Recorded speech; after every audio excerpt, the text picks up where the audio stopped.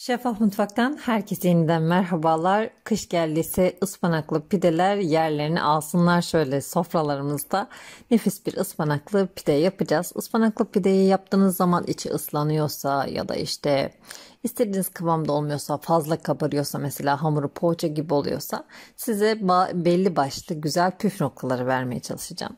Öncelikle sütlü sulu mayalı bir hamur yoğuracağız. Niye süt koyuyoruz? Hemen söyleyeyim. Bizim fırınlarımızda pideler yaklaşık 20-25 dakika kadar bir sürede pişiyor. Ama mesela bir profesyonel fırında, bir taş fırında 5-6 dakikayı geçmeyen sürelerde pideler pişer. O yüzden de kurumadan çıkarlar. Onların içine süt koymazlar. Fakat bizim fırınlarımızda ısı o derecelere ulaşamadığı için biz sütle beraber bir pide hamuru yoğuruyoruz. Hem lezzetlendiriyoruz hem de kurumasını önlüyoruz.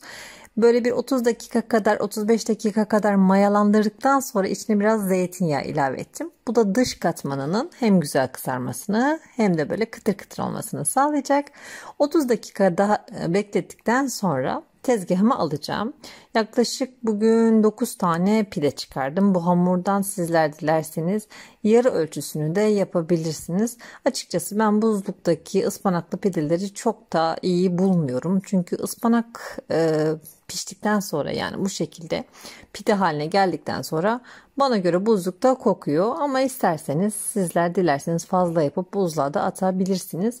Bezeleri hazırlayacağım. Elimle şöyle yuvarlayacağım. Bol unlu tezgahta ve ben ıspanaklı içimi hazırlamaya geçeceğim.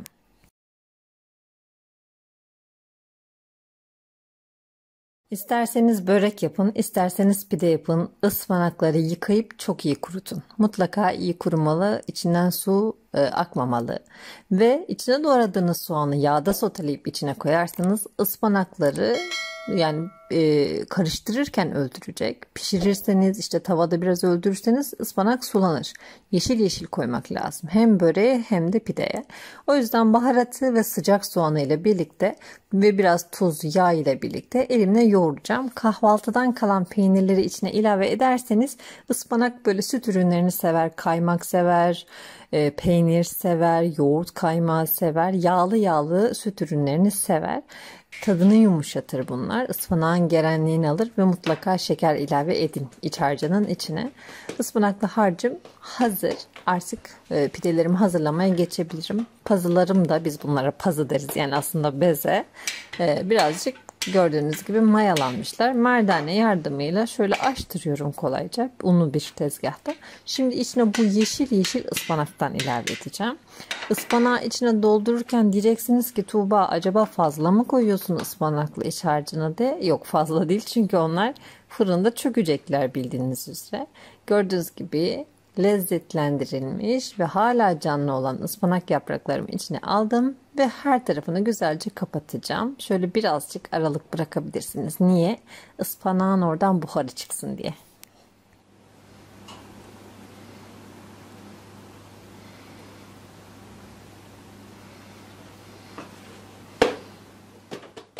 Elimle bir iki üstüne vurduktan sonra diğer ıspanaklı pideye geçeceğim. Benim fırın tepsime 3 tane sığdı bunun gibi.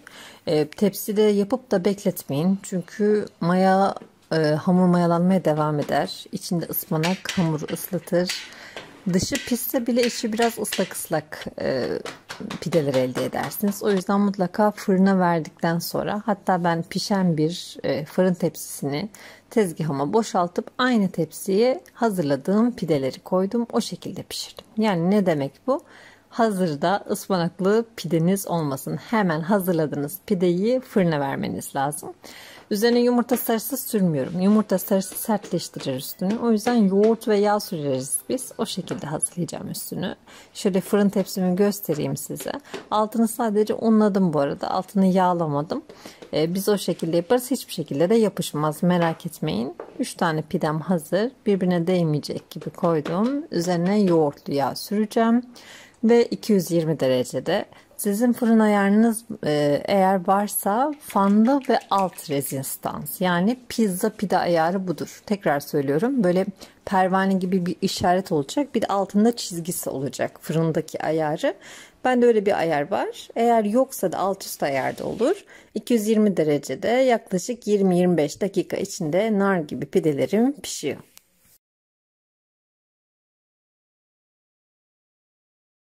Her birini sofra bezinin içinde muhafaza ettim. Böylece çok güzel yumuşadılar da. Ispanaklı pide olduğu için içi oldukça nemli. Şimdi şöyle kesip size hamurunu göstereceğim. Burada yaptığımız pideler evde hazırlayabileceğiniz en lezzetli ıspanaklı pidelerden bir tarifti. Bir de köy fırınında hazırlayabileceğiniz pideler var. Onlardan da hemen bahsedeceğim. Önce şunu bir göstereyim. Bana içinde bütün lezzetiyle muhafaza eden, tam kıvamında kabarmış. Böyle poğaça gibi olmamış ama tam kıvamında kabarmış. İçi yumuşacık, dışı da böyle lezzetli bir hamur pidesi, pide hamuru hazırladık. Bununla birlikte güzelce evdeki fırınımızda pişirdik. Peki siz merak ediyor musunuz bu Kandıra'da fırınların nasıl yakıyorlar, nasıl pişiriyorlar? Bundan 5 yıl önce bu tarifi vermiştim. Bu benim annemin evinin üstünde, çatısında bulunan köy fırınım. Eski abonelerim bilirler ama yeni abonelerim belki bilmezler diye hatırlatmak isterim. Buraya linkini bırakacağım. Sizler de dilerseniz, eğer isterseniz, köy fırınında pideler nasıl hazırlanıyor? Koca koca ekmekler, lokumlar nasıl yapılıyor? Hatta bu fırın nasıl yapılıyor? Benim annem, yani biz nasıl bir yerde oturuyoruz? Bu tarz bir video hazırlamıştım. Biraz şimdiki kadar yetenekli değildim o zaman. Daha cahil cühela. Birazcık daha çekim hatalarım olmuş olabilir. Dediğim gibi 5 yıl öncesinin videosu. Dilerseniz göz atabilirsiniz. Hem buraya hem de aşağıda açıklamalar kısmına linkini bırakacağım.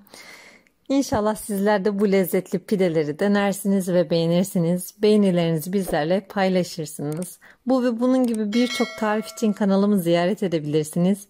Videolarımızı beğenmeyi, paylaşmayı, yorum yapmayı ihmal etmeyin. Yeni tariflerde görüşmek üzere. Hoşça kalın, afiyetle kalın.